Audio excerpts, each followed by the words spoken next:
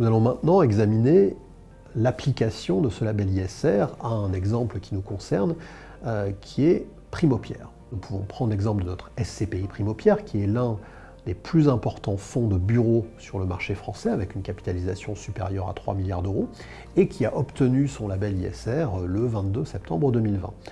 Et voici comment nous répondons aux attentes du label, aux 6 piliers dont j'ai parlé, et notamment comment nous inscrivons ces process dans notre quotidien de gérant.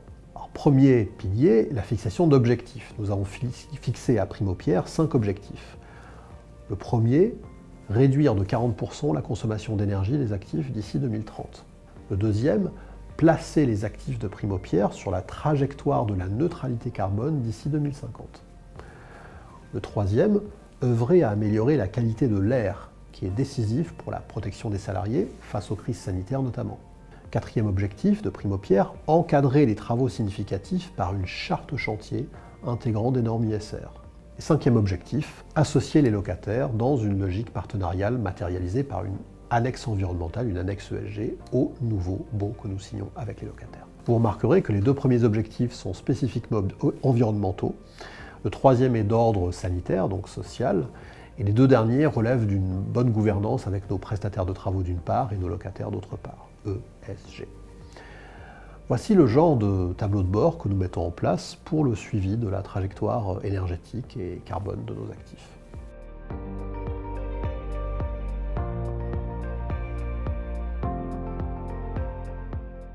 Deuxième pilier, le fameux outil de notation. L'outil de notation ESG que nous avons développé comporte 90 indicateurs qui se regroupent en 7 thématiques.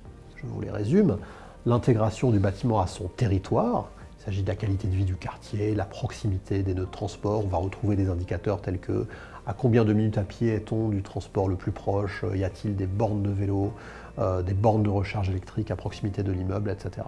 Deuxième thématique, l'intégration des risques environnementaux. Alors on voit aux risques liés à la localisation, la proximité de sites industriels, la possibilité de crues, de sécheresse, etc. Et puis les risques de pollution typiques, amiante, plomb, pollution sonore, etc., etc. Troisième thématique de notre grille, les qualités qui sont propres au bâtiment, qui renvoient aux caractéristiques techniques, sa structure, ses matériaux, ses équipements, l'accessibilité aux personnes à mobilité réduite, etc.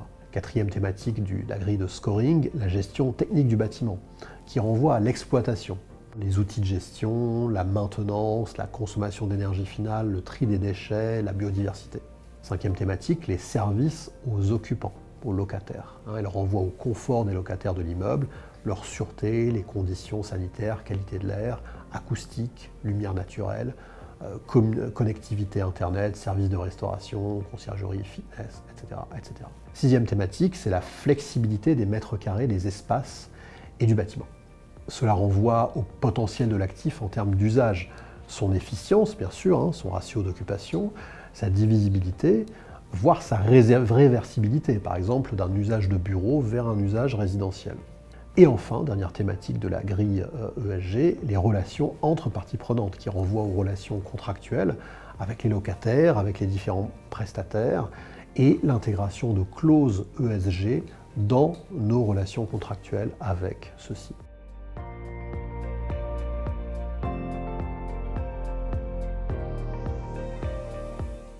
Les thématiques et les indicateurs font l'objet d'une pondération de la grille qui traduit dans la note finale de l'actif les priorités que nous voulons afficher.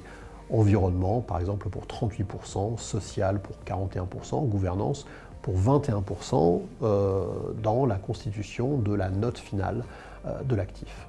On voit donc que ce qu'on obtient par cette grille de notation, c'est en fait une performance extra-financière globale de l'immeuble. La performance extra-financière, d'ailleurs, ne se confond pas avec l'intérêt financier d'acquérir l'actif ou pas. Ce sont 2 dimensions différentes. Mais dans la vraie vie, et notamment dans le marché actuel, il n'est pas rare en fait que performance extra-financière et performance financière se rejoignent, car la qualité, au sens global, est chère, mais elle finit toujours par payer. Troisième pilier, nous prenons également en compte les critères ESG dans nos process d'acquisition et de gestion. L'ESG ne peut pas être une fonction séparée dans la société de gestion. Pour que notre politique réussisse, il faut au contraire enraciner la performance extra-financière dans nos actions quotidiennes de gérant. Ce n'est pas un side business.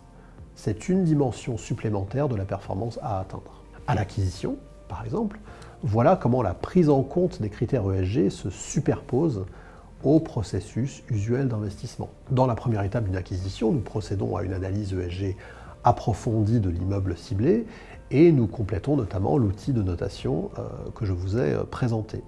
Puis nous le présentons dans une étape 2 et 3 au comité de stratégie immobilière, au comité d'investissement pour qu'il prenne sa décision d'investir ou pas.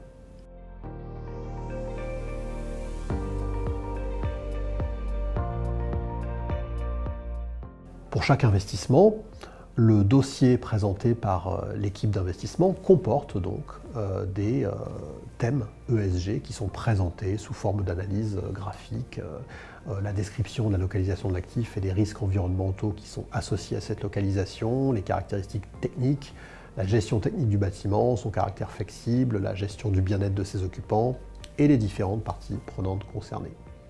Suite à l'acquisition de l'actif, c'est à notre équipe d'asset management qu'il incombe d'assurer un suivi optimal des biens immobiliers.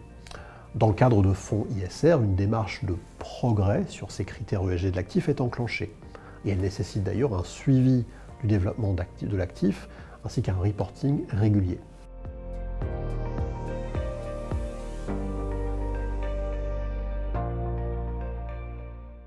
Dès la signature de l'acte authentique d'acquisition, le processus classique de prise en gestion inclut le contrôle par les asset managers de la notation ESG, le score actuel de l'immeuble et son score cible à 3 ans, l'actualisation de la note par l'inclusion de nouvelles règles de gouvernance de l'actif, par exemple, les obligations ESG qui découlent du mandat que nous avons avec notre property management, les nouveaux contrats multitechniques avec l'ensemble des prestataires. Également, l'intégration dans le plan pluriannuel de travaux des actions nécessaires à l'atteinte de la note cible. L'équipe ISR a la charge du suivi de la note des actifs, la note extra-financière des actifs et de la notation moyenne du fonds. Et le responsable, conformité et contrôle interne, veille à la bonne application de cette procédure qui est comprise dans le registre des procédures formalisées par la société de gestion. Quatrième pilier du label ISR de notre SCPI, sa politique d'engagement. La politique d'engagement, je le rappelle, c'est le moyen par lequel nous allons associer les parties prenantes à notre politique de développement durable. Sans eux, nous ne pouvons pas réussir. Quelle que soit la bonne volonté, quelle que soit la surface financière du propriétaire des murs, c'est à l'intérieur de ces murs, dans les usages même du locataire, que se joue la sobriété énergétique. Et quelle que soit l'importance du bailleur, il ne peut contraindre juridiquement son ou ses locataires à consommer moins d'eau, à éteindre les lumières, à ne pas chauffer la fenêtre ouverte. En même temps, le locataire est spontanément de bonne volonté. Qu'il s'agisse d'un exploitant hôtelier, d'une entreprise tertiaire, d'un petit commerçant, il n'existe quasiment personne qui insiste volontairement pour gâcher de l'énergie ou ruiner la planète. Simplement, il faut établir un partenariat, il faut établir une convention par laquelle on accepte mutuellement de mesurer nos impacts, de se donner des nouvelles, de mettre à l'ordre du jour les sujets environnementaux distinctement de la négociation purement financière. C'est pourquoi, pour Primo Pierre, nous ajoutons des annexes ESG aux baux que nous établissons avec nos locataires. Et ces annexes stipulent premièrement un partage d'informations par lequel le locataire nous communiquera l'accès à l'historique de ses consommations énergétiques. Et c'est bien un partage, car il disposera lui-même d'un accès à notre plateforme qui lui permettra de suivre en temps réel ses consommations et d'adapter ses comportements s'il constate des abus. Et deuxièmement, nous convenons d'un rendez-vous annuel dit comité vert autour duquel les problématiques ESG sont documentées, discutées entre propriétaires et locataires. La politique d'engagement, ça n'est rien d'autre que la gouvernance du développement durable au quotidien. De la même manière, des accords peuvent être mis en place avec nos prestataires de travaux. C'est ce qu'on appelle une charte chantier. Elle établit, de concert avec notre prestataire, des standards qui vont porter sur des choses aussi terre-à-terre que la gestion du bruit sur le chantier, la réutilisation des matériaux utilisés, la gestion des déchets sur le chantier. Cinquième pilier, l'information. La transparence sur les méthodes, la recherche de transparence sur les résultats, les échecs, les réussites que nous obtenons sur le chemin de l'amélioration environnementale et sociale de nos actifs. Sur nos fonds labellisés, sur Primo Pierre par exemple, nous publions annuellement un rapport spécifique qui comprend par exemple l'évolution des consommations énergétiques de nos actifs, leur empreinte carbone, des études de cas sur les meilleurs et les pires actifs d'un point de vue ESG.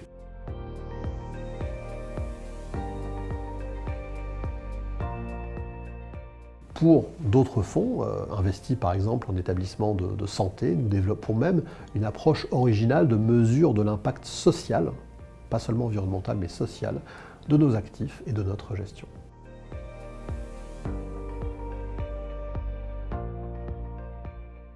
Ce dispositif, ce système de management environnemental, est mis en œuvre sur une partie importante de notre patrimoine et a vocation à couvrir un jour sa quasi-totalité et dans tous les pays où nous sommes présents.